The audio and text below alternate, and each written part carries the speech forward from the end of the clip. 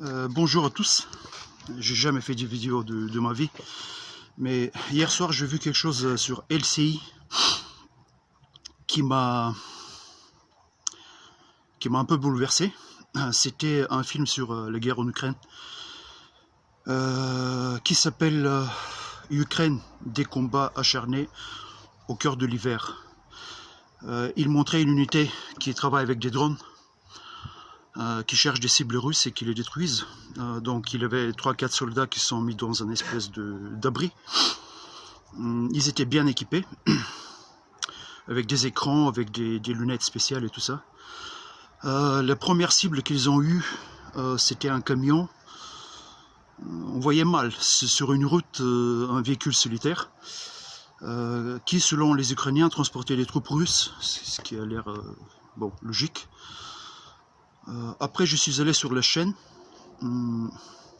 sur YouTube, pour voir exactement ce qui se passe, pour faire arrêt d'image. En fait, c'était pas un camion, c'était un camping-car. On voyait pas des Russes. Bon, peu importe, le truc a été explosé.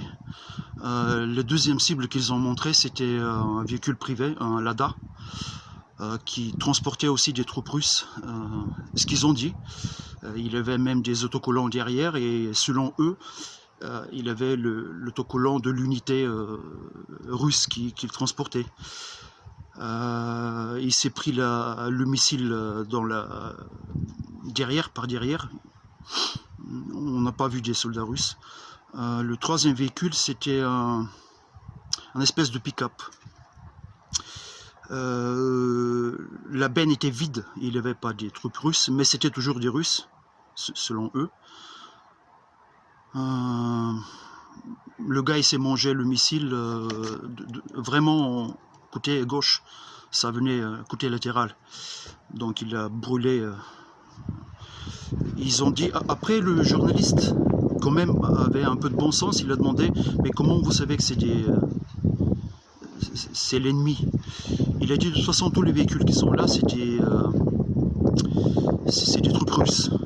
Donc les trois véhicules c'était pas des véhicules militaires.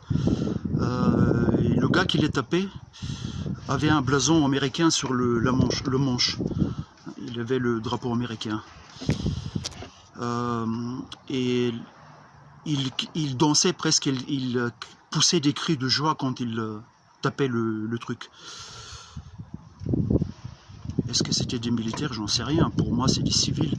C'était des routes isolées et il n'y avait pas d'autres véhicules. Il n'y avait pas d'autres véhicules militaires autour de ces véhicules. Donc, apparemment, les Russes transportent leurs troupes avec des véhicules normaux, civils. Je sais pas quoi penser. Je me rappelle la guerre d'Irak, j'étais un peu jeune, mais ils montraient ça à la télé. Et pareil, les Américains étaient dans des véhicules et quand ils tapaient un char, ils criaient, ils poussaient des cris de joie comme les Ukrainiens. Hi-ha! Comme c'est des cow-boys qui ramassent les vaches.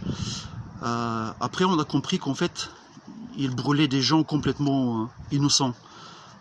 Des pères et des fils dans ces chars qui étaient envoyés pour combattre les Américains parce qu'ils étaient agressés et c'était pour rien. Et là en Ukraine depuis 2000, et en fait ces gens-là qui ont brûlé dans les véhicules, si c'était des véhicules privés, pas militaires, et les gens qui étaient à l'intérieur, c'était des Ukrainiens, c'était pas des Russes. C'était des gens comme eux, des gens qu'ils bombardent depuis 2014 parce qu'ils habitent Donbass et parce qu'ils veulent un peu de liberté. Et au début j'étais un peu sceptique et tout ça, je prenais ça avec des pincettes, mais en fait depuis 2014 ce qui se passe, c'est on bombarde des marchés. J'ai entendu des histoires où il y a des filles enlevées par des paramilitaires ukrainiens. Et là, hier quand j'ai vu ça, j'étais...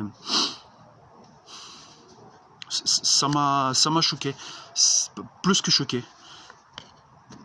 Donc je sais pas quoi dire. Donc ça s'appelle Ukraine, des combats acharnés au cœur de l'hiver. Allez voir ça et dites ce que vous en pensez. Moi en tout cas ça m'a... Bon, merci.